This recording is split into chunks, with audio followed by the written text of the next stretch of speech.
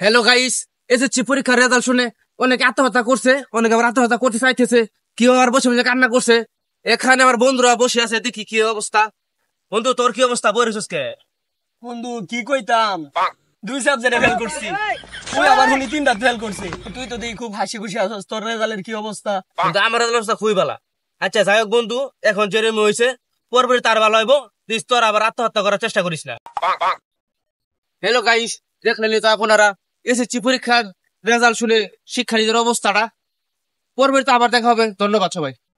কি পরীক্ষা দিলাম, তারা 2-3 সাবজেক্টে ফেল করছে, আমি সব কিছুতে ফেল করছি। এই জীবন নিয়ে আর পারলাম না। ওই বন্ধু, তুই এটা কি করতেছস? তুই না ব্যক্তি পাস করছস? না বন্ধু, আমি সব কিছু ফেল করছি। তুই তাহলে মিছা কথা কইছস। এত লাইভ করে আঙ্গ দেখাইলি। অন বাইতে বি নাকি আর করে গানে কোনে লাগাই দিয়া মন মারু যাইছস? জানিন দে।